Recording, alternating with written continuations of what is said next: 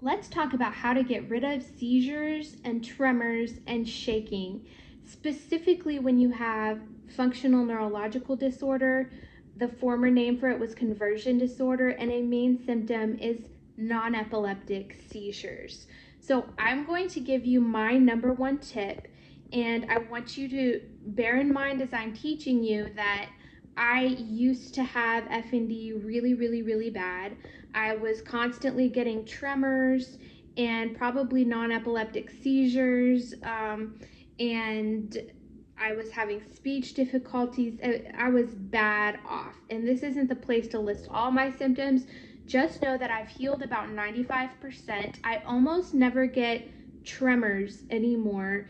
Occasionally, I might get one of the weird non-epileptic seizures, like a panic-like seizure when something startles me, but it's not, I'm not getting all the shaking very often anymore. So here are some of the things that I implemented that have helped me to get rid of the shaking and the tremors. And it's 3 nutrients that I want you to keep in mind, all right? So we're gonna start by discussing magnesium because that's what I have here. Magnesium, as well as potassium, which we'll discuss next, they can be dangerous to you if they're ingested in too high of amounts, so keep that in mind. But you do need to make sure you're getting enough, and especially if you're shaking and you're twitchy, that's a real indicator that you might not be getting enough. So the way I like to do it safely is by getting it from real food. This is my kale shake from breakfast that I just haven't drank yet. What I do, personally, I'm to the point where I just blend up raw frozen kale that I buy from the grocery store. I blend it up in my NutriBullet and just drink it like a drink. It's got some texture to it because of the fiber content, but it's not bad. It's a mild flavor if you get past the texture. Dr. Berg on his channel has a really good recipe where he makes it taste good. He mixes the kale with frozen blueberries and lemons. He might not even have kale in it. He might do blueberries and lemons, but I think he does have kale. But for a while, I was doing my own adaptation of his recipe with kale and blueberries and lemon, and it was good, but now I'm just doing plain kale. Now, in addition, I still do blueberries, and I make it the same way, but I just do it by itself because I'm using my blueberry shakes as an ice cream, an ice cream substitute. So I have kale shakes for the good health benefits, and then I have blueberry shakes the same, and it's kind of like ice cream, but not. It's like frozen blueberries all blended up. Both of those provide a good amount of food-based magnesium along with the other nutrients. And if you listen to some of these YouTubers that talk about nutrition, you start to understand the importance of making sure that you're getting whole foods that come with not just the main nutrient that you're trying to get, but also the supporting ones that help you absorb the one that you're trying to get. So I like to get it from food. But magnesium is not just absorbed through the digestive tract, it's also absorbed through the skin. This is just what I had on hand, but any kind of Epsom salt baths, a nice hot Epsom salt bath, helps to absorb magnesium through the skin. And if I'm extremely twitchy, a nice hot Epsom salt bath is the way to go. And that, if you'll notice, just try it a couple times and see if it doesn't calm down your nervous system from the twitchiness.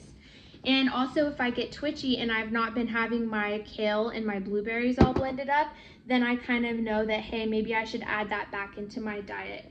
And a side benefit of having the whole food versions like kale and blueberries, and there's other sources from food that have magnesium. I think that almonds have magnesium and probably spinach. There's probably other stuff. You can look up a whole list if you want.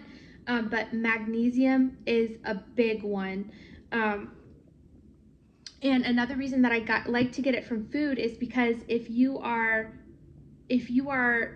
fighting something like functional neurological disorder like I am, you know that, or you might not know, and let me teach you, detoxing is part of the battle. And this is something you should be doing for good health anyway, is detoxing. And the problem is, once you get your body to release toxins, if you don't get them out of your digestive tract by excreting them, they can be reabsorbed because your digestive tract is absorbing stuff all the time. That's why fiber is so important, because fiber binds to those toxins and gets them on out of your digestive tract.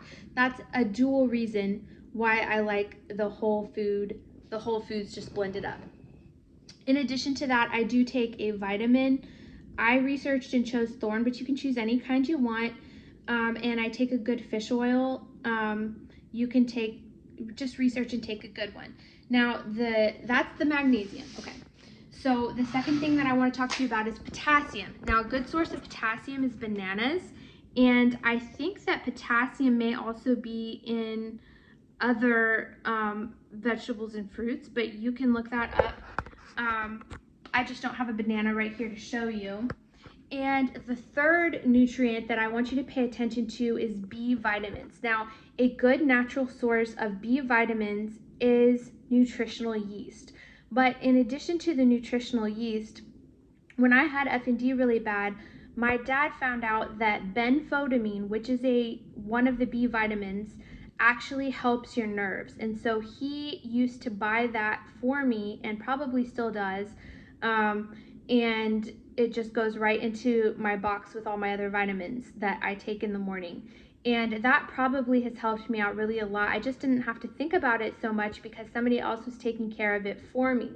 So those are the 3 nutrients that I recommend making sure you're getting enough of. Again, not too much, but make sure you're getting plenty. Magnesium, potassium, and benfotiamine, which is one of the B vitamins. I hope this helps you. And also, remember, if you want more information, I did write FND Recovery Guide. If you want to get better from neurological illness in 7 steps that are evidence-based. Volume 1 is out now. It's on Amazon all over the world, and Volume 2 is coming out at the end of October, so you want to go ahead and grab your copy now. It's got plenty of stuff to keep you busy until then.